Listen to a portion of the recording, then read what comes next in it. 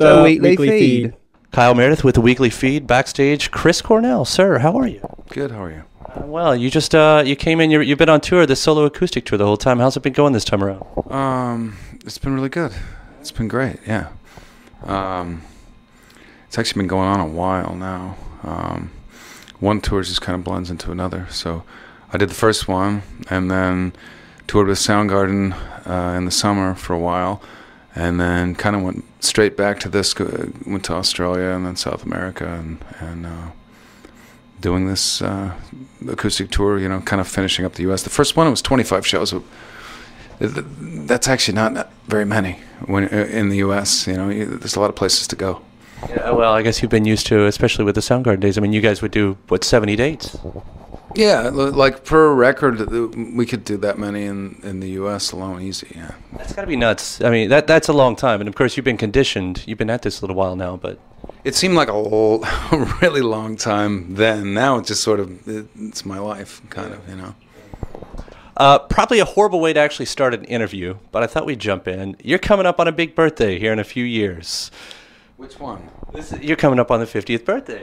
Yeah, that's far away though, I think. Yeah. Well, it could be far away, but as you get into this, I mean, rock and roll has proved itself now, definitely. But being a guy who's in the 40s, you're going to hit 50s, and you're still the big rock guy. I mean, how do you see that position, I guess? I don't know. I mean, I think it's easier to see from a distance, easier if you're looking at somebody else, and you have a sort of place in your mind where you can put everything. And for me, I've never been very good at including myself in that perspective. So I don't really bother trying. Yeah. So age is never a factor? No, it doesn't really see it. It doesn't make sense to me. I just sort of I participate without really making much of an attempt at figuring out how I fit. Yeah. Because it's really difficult to have a perspective on it. And, you know, there's lots of different examples of how other people feel about individuals in music and what their contributions mean. And time is kind of usually the yardstick that I go by. So the one conviction I have is that I'm lucky, and you know, the bands that I've worked with over the years, we're all lucky because our music has seemed to last this far, and that's good. Other than that, you know, as to what it really means, or rock music in general, or pop culture, or you know, any kind of culture, I think the meaning changes depending on when you're asking the questions.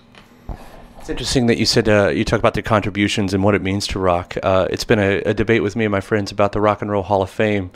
Some people are so against it, they just think it's unneeded. You guys seem like it's going to be, you know, one day you're going to be in the Rock and Roll Hall of Fame. I mean, Soundgarden has contributed to that. Do you have an opinion? Well, I don't know. It's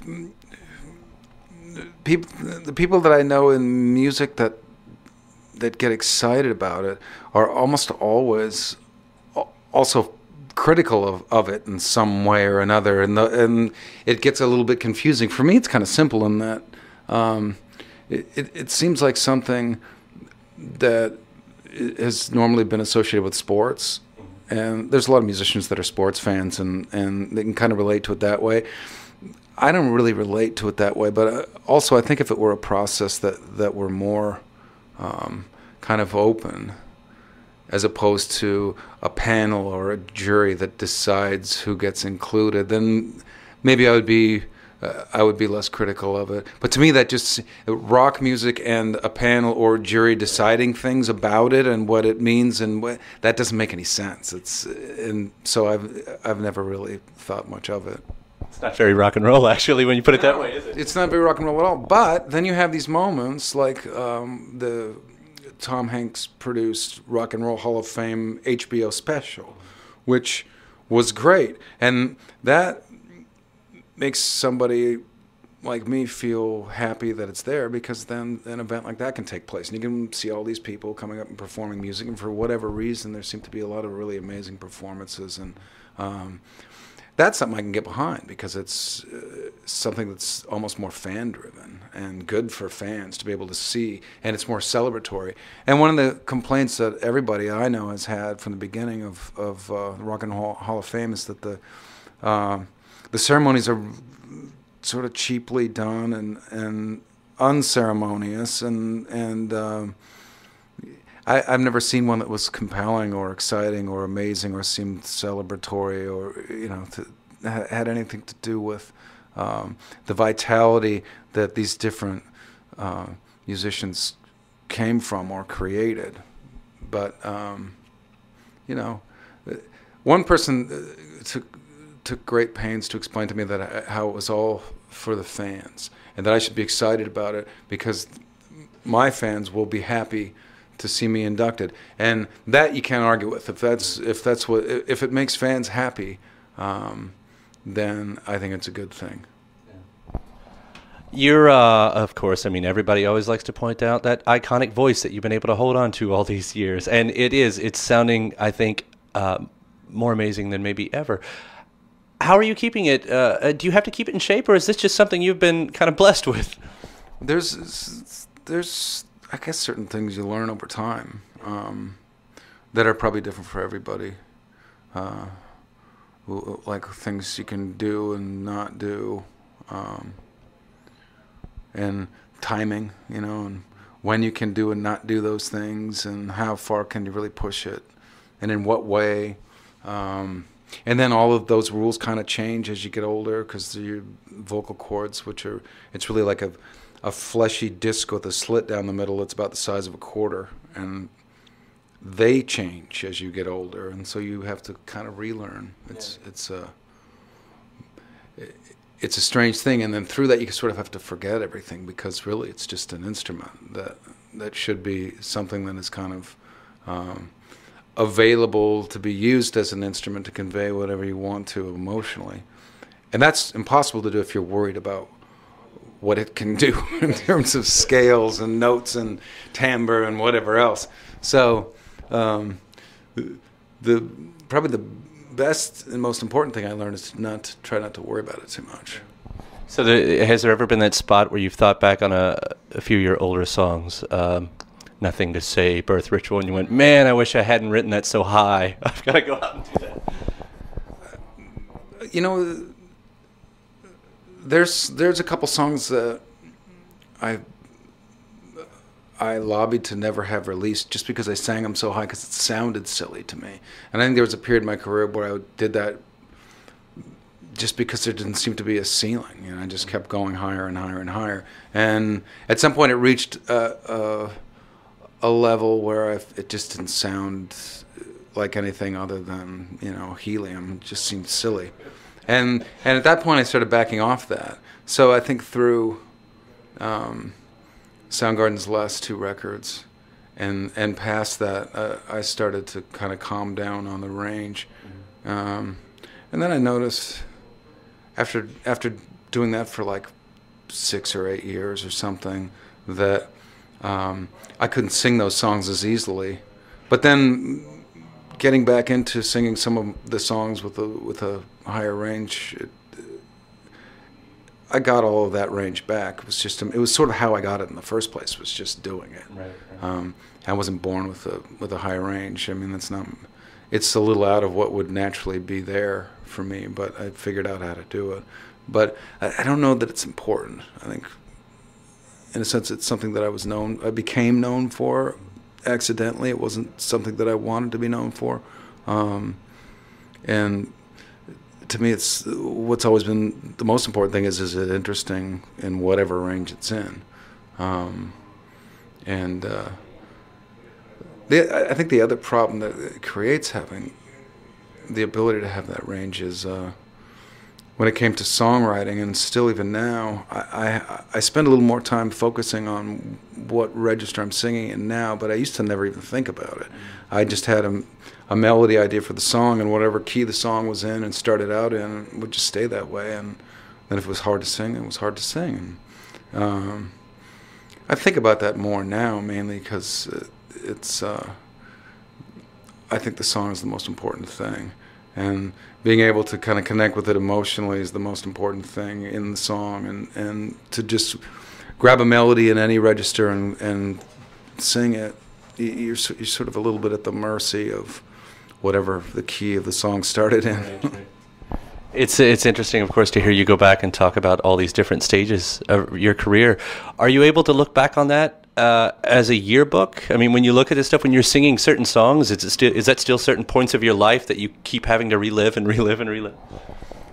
Yeah, I mean, it's sort of like a time machine, because I don't think of it as years gone by. Like if I'm singing a song like Soundgarden, just spent a lot of time kind of relearning a large part of our catalog. So we were going back and listening to old recordings, and I was physically trying to play and sing the songs at the same time. And some of the guitar parts are really hard to sing over, and suddenly it was just like, I remembered every little thought and emotion I had about it the first time it was written and the first time I heard it and tried to sing and play it. It's all like right there. It's like it happened the day before, and the good thing about that is that I have this sort of clear vision of what those thoughts and feelings and obstacles were, and I can kind of continue to solve the puzzles and the problems that came along with all of that. Always trying to evolve in terms of where the song goes in the context of a live performance. This would be helpful.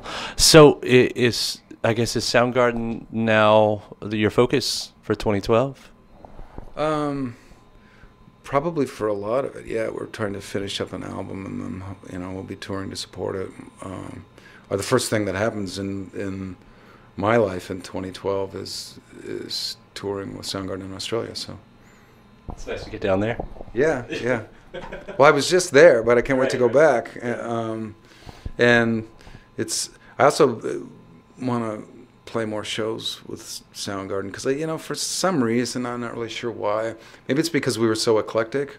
I still feel like there's some better version of me as the singer and guitar player, that my contribution in that band, there's still some sort of better version of that as a live musician and performer.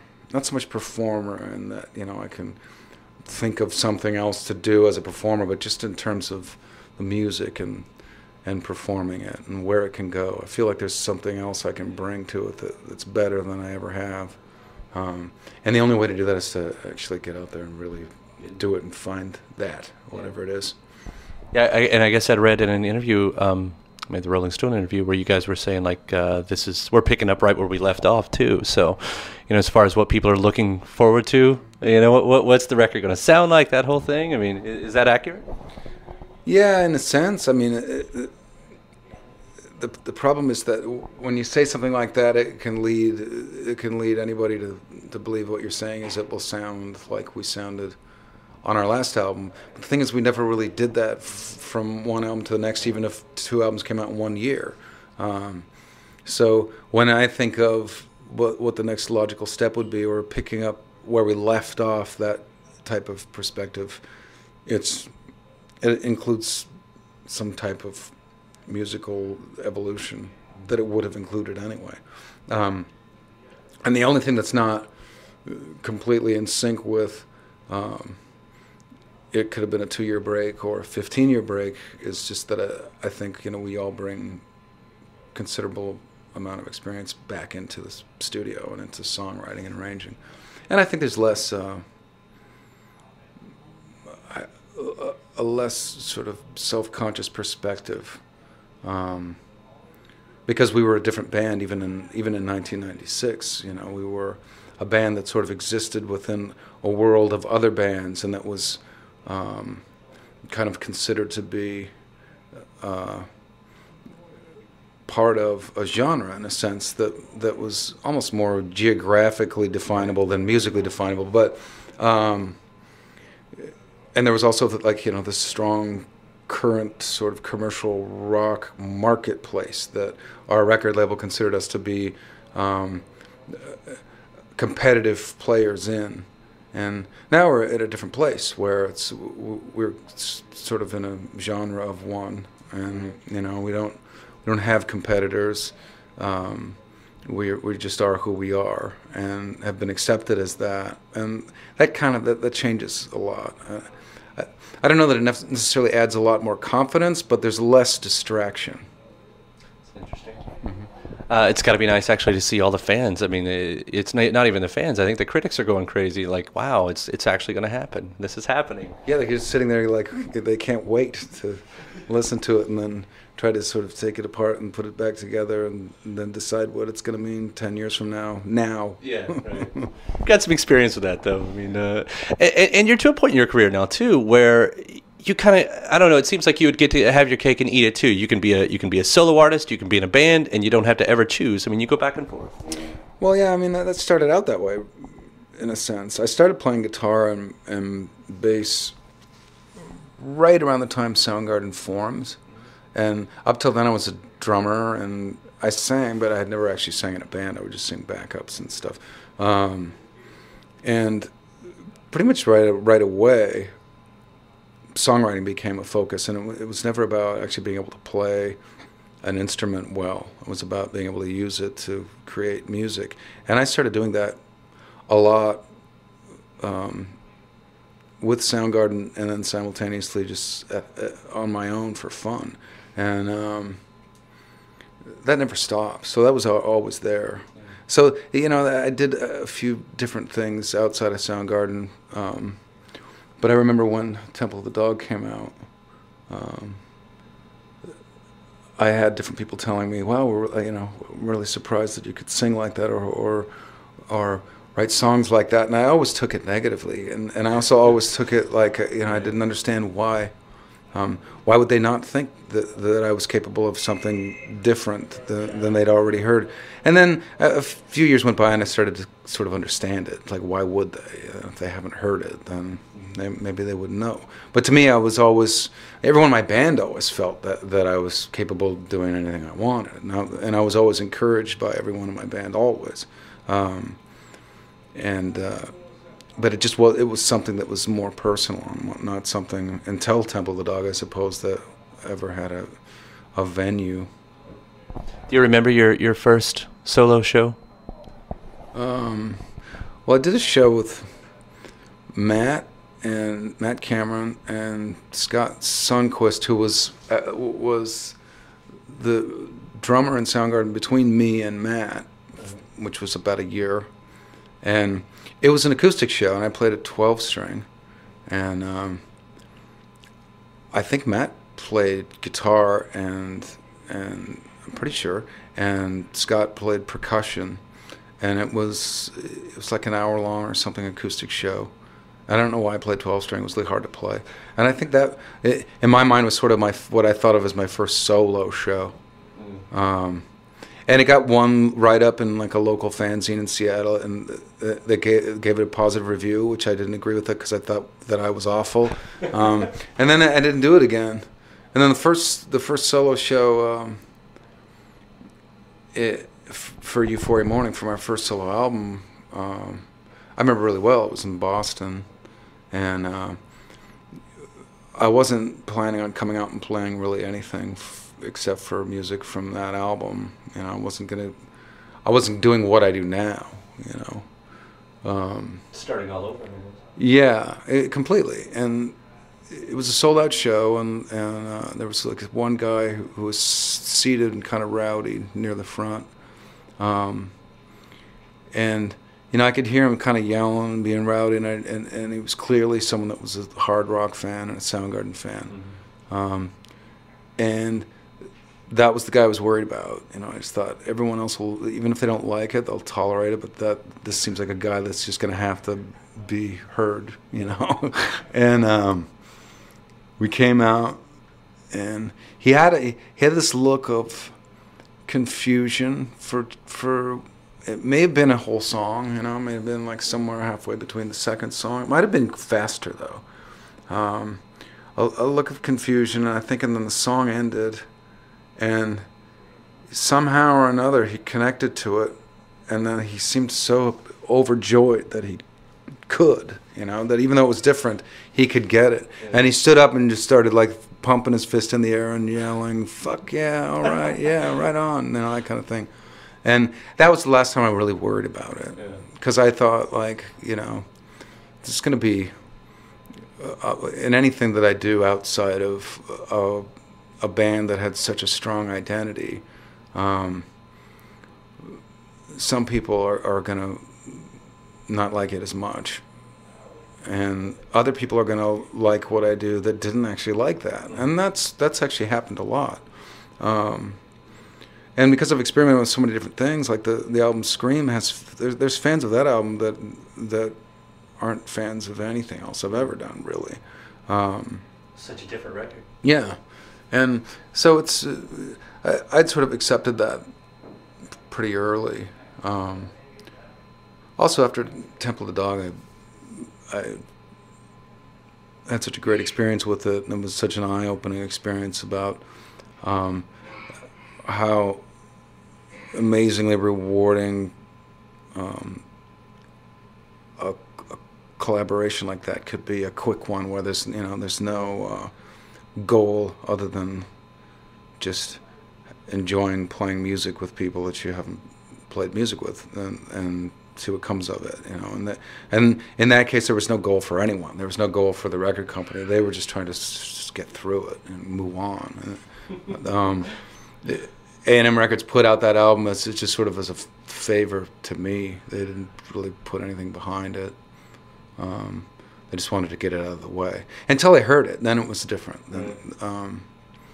But it taught me to be open to collaborations that would make sense and could be exciting, and that's why Audioslave happened for me. For my part, I felt like, well, you know, it just seemed to me in my mind, sort of mulling over what the possibilities could be, that it would be stupid to not at least get in a room with those guys and see what happens. And then I was pretty confident that something would come of it right away, and it did. Like, I don't know if it was 40 minutes or something. You know, we started playing music. I think we wrote a whole song, and maybe started another one that could easily have been finished, and that was it. I just knew that we could be great, and we would make great records. The next stage of your life, right there. I'll close my Chris Cornell wish list, reissues eventually. A DVD. Where's the you were on PJ20? Where's the SG30? Hopefully. I don't know. I'm not that sure that that's important to me. Well, you know, I don't know. I watch not a lot of them. I watch some music documentaries, and some are really good. The two that I've seen that Scorsese did, I love, and they're very, very different than each other in terms of style. I felt like the Pearl Jam documentary was really great, you know, but it's also done by somebody that has experience in that. This is from a teenager, but then there's like that series behind the music where it just seemed formulaic, and I guess what I don't want is a documentary to come out that can be seen, and then anybody can feel like they've taken away a clear image or perspective of what Soundgarden is about and what we experienced, because I don't think that's possible, and I don't want to limit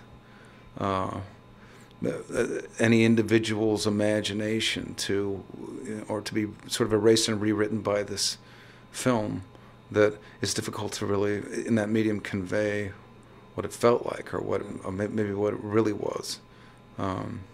And we're so eclectic musically, I almost would prefer that a large part of it remain a mystery, or have at least not be demystified incorrectly, which I feel probably is what would happen with the film. It's just too literal. It's too...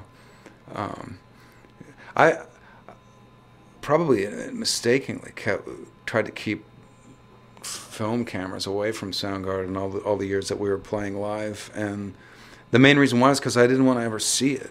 because it would replace my memory of the experience, which was always, to me, pretty crazy and ethereal and transcendent. And it's almost, most of my memories of those shows are like memories you'd have of when you had a high fever or something.